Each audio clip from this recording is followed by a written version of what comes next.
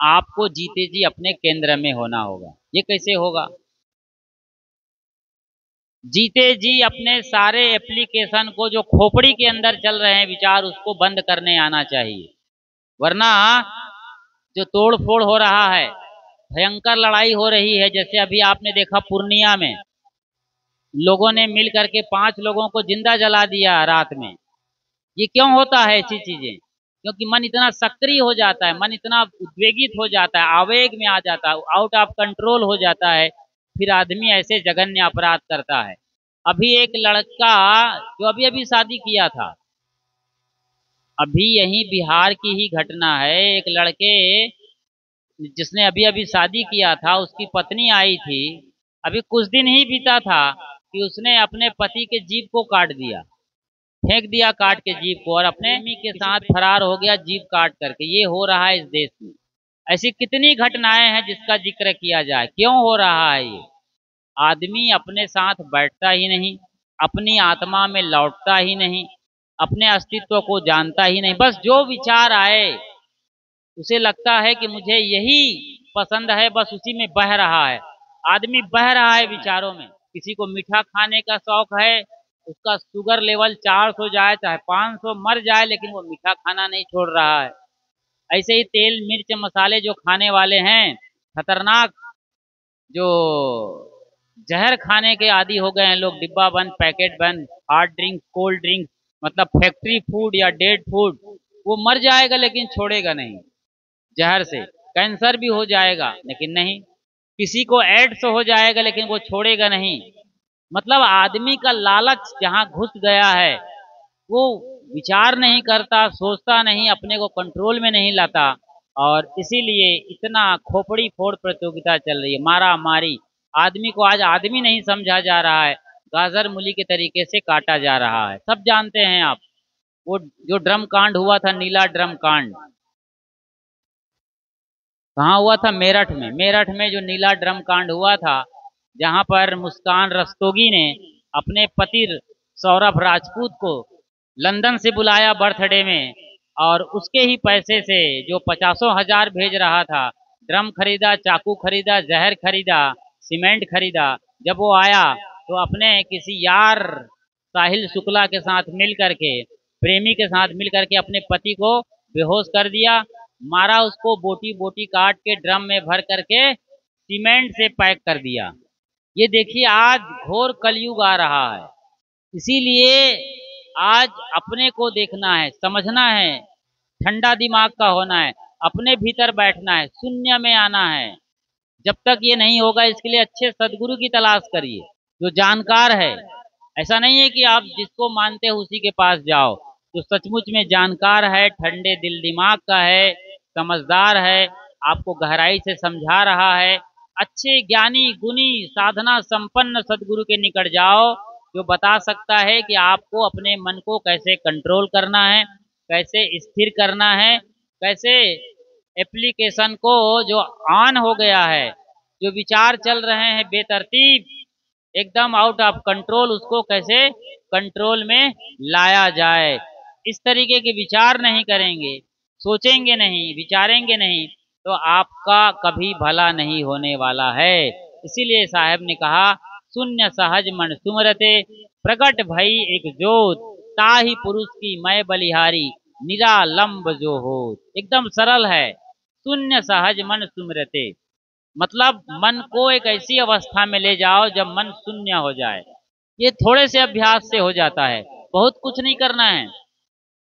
आप पालथी मार के नहीं बैठ सकते, जैसे मैं बैठा हूँ आलथी पालथी मार के नहीं बैठ सकते। सोफा पर बैठिए, नीचे पैर लटका कर बिस्तर पर लेटे रहिए, और अपने मन को देखिए जो चल रहा है, दुनिया भर की चीजों को याद कर रहा है, उसको देखिए और देखते रहिए। जैसे आप टीवी देखते हैं, टीवी में आप देख रहे हैं ब्रेकिंग न्यूज चल रहा है, उसके नीचे और भी कुछ चल रहा है, किसी कंपनी का डोरा वाला आ गया, चड्डी वाला, वो चड्डी का विज्ञापन दिखा रहा है, कोई मोबाइल का विज्ञापन दिखा रहा है, कुछ क्षेत्रीय समाचार चल रहे हैं, नीचे और कुछ खेल मैच चल रहा है, उसका लाइव स्कोर कार्ड चल रहा है। इसके अलावा कई चीजें चलती रही थी, एक टीवी स्क्रीन है, उसमें ब्रेकिंग न्यूज के साथ कई चीजों को आप देख रहे हैं। ऐसे ही जब आप अपने मन को देखते हो तो मन में एक मोटा मोटा कोई विचार चलता है, वो ब्रेकिंग न्यूज की तरीके से है। उसके अलावा अंदर अंदर पत्नी नहीं है या बहू कहीं चली गई है, उस पर भी आप नाराज हो रहे हो। किसी ने मिठाई रख दिया, उस पर खुशी भी मन, मतलब एक साथ मन कितने तरीके से काम कर रहा होता है। एक मोटा विचार दिखता है लेकिन उसके पीछे अंदर नीचे तमाम विचारों की एक कई परत चलती है। जैसे चट्टान जो टाइल्स निकलते हैं, मार्बल के पत्थर निकल कर आते हैं, नेचुरल टाइल्स, वो कई लेयर के होते हैं। ऐसे ही हमारे मन के कई लेयर चलते रहते हैं, इसी को देखना है। यही सबसे बड़ी समस्या है, इस पर आज कोई ध्यान नहीं करता है। सब पत्थर पर जा करके एक लोटा जल, सभी समस्याओं का हल। चले जाओ हरिद्वार गंगोत्री से कांवड़ भर भर के ला रहे हैं लोग, 50-50 लीटर के दोनों तरफ लटका करके कांवर पर ला रहे हैं, और कांवर के डंडे में गद्दा भी लपेट दिया लोगों ने कंधे पर रखने के लिए, दर्द ना हो।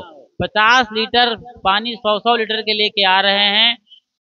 कितनों की गर्दन टूट गई, कितने की टांग टूट गई, और कितने आधे रास्ते में मर गए, लेकिन ये करेंगे क्योंकि समझ और अकल जरा भी नहीं है। ये बड़ी दुर्भाग्यजनक स्थिति है इस देश में कि लोग आस्था के नाम पर इतने अति में चले जाते हैं। वही लड़के लड़कियां हैं जो अपने माँ बाप को पानी के लिए भी नहीं पूछते, तरस रहे हैं उसके माँ बाप, वृद्धा आश्रम भेज रहे हैं और वहां भेज रहे हैं, अनाथालय, कई बार लात मार रहे हैं अपने सास ससुर और माँ बाप महतारी को। लेकिन जरा परवरिश कर दें, गरम रोटी गोली और गरम पानी दे दें, इसकी ताकत नहीं है। लेकिन हरिद्वार कांवड़ यात्रा, बताइए, अच्छे लोग कर रहे हैं, उसकी बात मैं नहीं कर रहा हूँ। जो लोग अति में जा करके केवल रील्स बनाने के लिए या दिखावा के लिए कर रहे हैं, उनकी बात कर रहा हूँ। तो मैं बता रहा था, समस्या आपके मन में है। आप कहाँ जा रहे हो? कोई कैलाश जा रहा है, कोई काबा जा रहा है, कोई काशी जा रहा है, कोई वैष्णव देवी से लेके कन्याकुमारी तक यात्रा कर रहा है, बीच में तिरुपति बालाजी भी हो जाता है। कोई सिद्धि विनायक मंदिर मुंबई की या मुंबईया देवी से लेकर के कोलकाता की काली माई तक यात्रा कर रहा है। ये देवघर तो आपके पड़ोस में ही है। कई जगह लोग जा रहे हैं लेकिन अपने मन पर जरा भी विचार नहीं कर रहे हैं। क्या हुआ? आप 15 दिन कुछ कर लिए, ठीक है भाई, 15 दिन महीना दिन आप लहसुन प्याज नहीं खाओगे, पवित्र महीना चलता है, बड़े नियम संयम है। लहसुन प्याज ना खाने वाला आदमी, महीने महीने भर लहसुन प्याज ना खाने वाला आदमी, जब व्रत खत्म होता है तो अपने घर को लौटता है, तो अपने व्यवहार से, अपनी बोली से, भाषा से जिंदा आदमी को भून करके खा जाता है। सोचिए, लहसुन प्याज नहीं खाते हैं, बड़ा व्रती हैं, बड़े संयम नियम के, लेकिन अपने व्यवहार ऐसा उटपटांग व्यवहार, ऐसा कर्कश और राक्षसी बोली बोलते हैं तो जैसे जिंदा आदमी को भून करके खा जाए। ये आदमी की आज लीला हो गई है। इसलिए अपने मन को ठीक करना है साहब। शून्य सहज मन सुमरते, शांत बैठ जाइए, जो भी विचार चल रहे हैं उसको देखिए। धीरे धीरे आपके विचार 10 चल रहे थे या 100 चल रहे थे, 90 हो जाएंगे। एक आध हफ्ता और देखोगे तो 50 में आ जाएंगे, विचार नहीं चलेंगे, फिर 10-20 आ जाएंगे। मतलब आधा घंटा बैठेंगे, 10 या 20 विचार आएंगे, फिर धीरे धीरे 1-2 विचार बचेंगे, कोई खास खास गुरु जी की याद, ग्रंथ की याद, गुरु महिमा की याद, स्तुति की याद। धीरे धीरे वो भी नहीं आएगा क्योंकि सब छोड़ देते हैं आप गहरी नींद रात में। जानबूझ के ऐसी अवस्था में जाना है कि आपका आसमान बादल रहित हो, एकदम कोरा आसमान, कोरा कागज जिसमें कोई छींटा और स्याही नहीं है। इसका मतलब हुआ कि आपके मन को एकदम कोरा हो जाना है, कोई लिखावट नहीं, कोई विचार नहीं। ऐसा जिस दिन होगा उस दिन आप आनंद से भर जाएंगे। उसी दिन पता चलेगा सचमुच में मेरा असली घर ये है जहां मैं कुछ भी नहीं हूँ। जब भी आप बनते हो पति पत्नी, सास ससुर, दादा दादी, तभी झगड़ा शुरू होता है। कुदरत ने कुछ नहीं बनाया, कुदरत ने आदमी और औरत बनाया है बस। मर्द माने स्त्री और पुरुष, मेल और फीमेल, बस ये 2 जेंडर बना रखा है।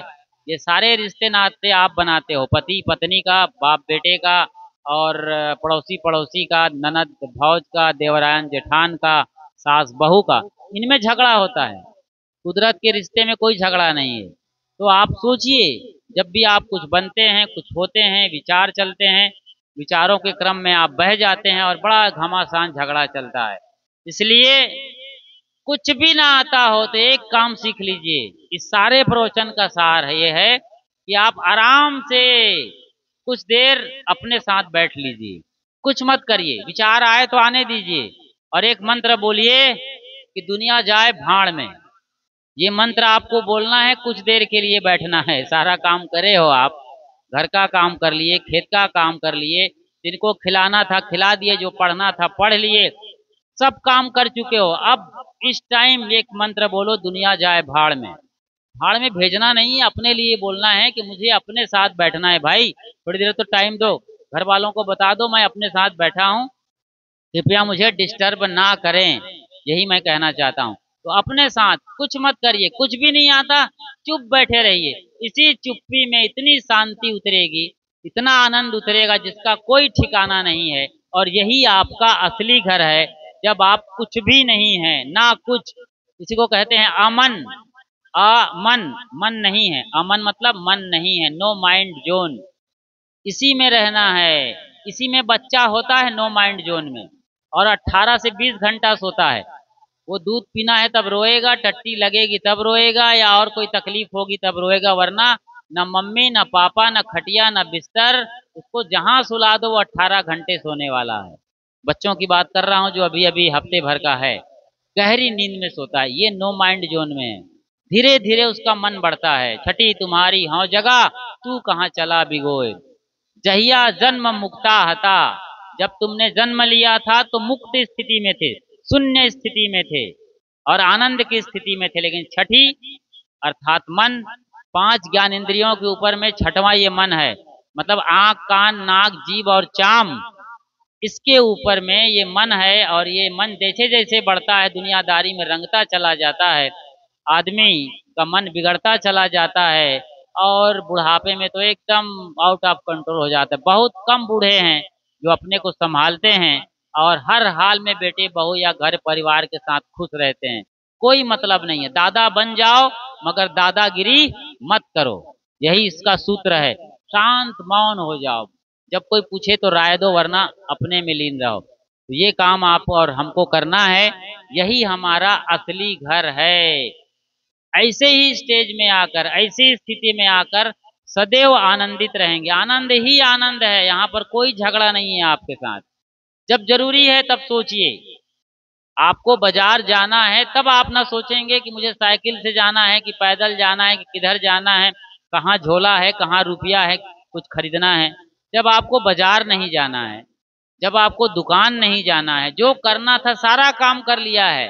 जैसे बहुएं हैं, उन्होंने दूध पिला दिया बच्चे को, बड़े बुजुर्गों को खिला पिला के, कपड़ा लत्ता धो करके, खुद भी खा पी करके, अब आपको चुप रहना है। ये स्थिति है, उसकी बात मैं कर रहा हूँ। तो आप क्यों विचार कर रहे हो? लेकिन यही समस्या है, जैसे ही आप खाली होते हैं मन हजारों गुना रफ्तार से चलता है। पौना होते उतावला सो दोस्त कबीरन किन, पानी ते अति पातला धुआं ते अति झीन, पौना होते उतावला सो दोस्त कबीरन किन। कबीरन लोगों ने ऐसे ही, जो मन इतना उतावला है, मतलब बड़ा चलायमान है, चंचल है, इसके साथ दोस्ती कर रखा है।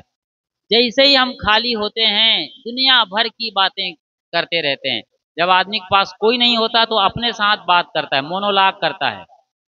डायलॉग में 2 आदमी होता है, डायलॉग जैसे फिल्म में चलता है डायलॉग, वहाँ हीरो और हीरोइन बात कर रहे हैं, हीरो और विलेन बात कर रहे होते हैं। लेकिन ये मोनोलॉग क्या है? जब आप खुद से बात कर रहे हैं। आदमी अकेले होगा बिस्तर पर, साला ऐसा कर दिया, ऐसी बदमाशी किया, ऐसा मेरे को धोखा दिया, उसको छोड़ूंगा नहीं, उसने मेरे साथ, बताइए अब कितने सारे जहर आप खुद भर रहे हो अपने अंदर। ये जहर है, ये मौत है। और आदमी इसी में जलता और पछता हुआ अपनी जिंदगी को तबाह कर देता है, खोखला कर देता है। ये घुन है जो आपको खा जाएगा। और एक अच्छी लकड़ी को जैसे घुन पाउडर में बदल के रख देता है, ऐसे ही ये आपके विचार हैं। इसलिए मैंने कहा कि जब विचारों की जरूरत है, सोचने की जरूरत है, तभी आपको सोचना है, अदरवाइज आपको चुप रहना है। जरूरत नहीं है आपने सारा काम कर लिया है, जो जिम्मेदारियां निभा लिया है, या तो आप आराम से सो जाओ और सो जाने के बाद अपने साथ चुप हो जाओ, या तो चुप हो जाओ, नींद आए तो सो जाओ। बस ये छोटा सा काम करना है। इतना बताने का सार ये हुआ कि शून्य सहज मन सुमरते, प्रकट भई एक जोत, तब वो जोत दिखाई देगी। ये जोत जो दिया में जलाते हैं महर्षि में ही बाबा के साहेब के सामने, या कबीर साहब के सामने, या जो भी अपने गुरु परंपरा में है, मंदिर में है, जहाँ कहीं भी आप लाइटिंग देखते हैं दिया जला करके, ईसाई मोमबत्ती जलाते हैं, और मुसलमान लोग शून्य में पुकारते हैं। उनके यहाँ कोई दीवार पर चित्र नहीं है, वो भी एक शून्य ही है, वो खुली हवा में फिजा में पुकारते हैं। शून्य ही होना है आपको। तो इतना तो कर सकते हैं आप कि जब जरूरी है तब विचार करें, विमर्श करें, बातचीत करें, लेकिन अपने लिए जो आदमी मौका निकालेगा, अपने साथ होगा सहज, शांत, एकांत, मौन, उसी आदमी का जीवन धन्य है, और वही अपने असली घर को जाएगा, असली घर को पाएगा, जीते जीते जी मुक्ति का लाभ लेगा। यही ये बात साखी कह रही है। शून्य सहज मन सुमरते, प्रकट भई एक जोत, ताही पुरुष की मैं बलिहारी।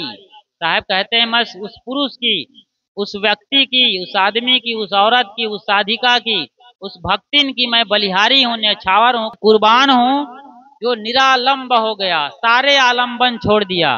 महर्षि में ही बाबा भी छूट जाएंगे, उसके ग्रंथ भी छूट जाएंगे, कबीर साहब भी छूट जाएंगे, बीजक भी छूट जाएगा, समाज भी छूट जाएगा, सब चीज छूट जाएगा। लेकिन आप अपने साथ हो गए तो सारा खजाना मिल गया। अपने साथ होने के लिए ही ये सारा व्यवहार है, सत्संग, भोज, भजन, भंडारा है। तो बस ये कहते हुए कि जैसे आपका घर आप बनाते हो, लेकिन वाकई में घर नहीं बनाते, वो जो खाली स्पेस है, आसमान, अवकाश, वहीं आप रहते हो, जो हमेशा से बना हुआ है, वही चीज आपको अपने मन के अंदर, मस्तिष्क के अंदर करना है कि विचारों से रहित, विचार शून्य अवस्था में, निर्वात में आपको रहना है। जहाँ कोई विचार नहीं है वहाँ आनंद ही आनंद है।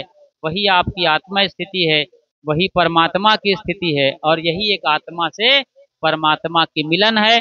तभी दिव्य ज्योति जगती है और आप आलंबन रहित अपने आप निरालंब हो जाते हो।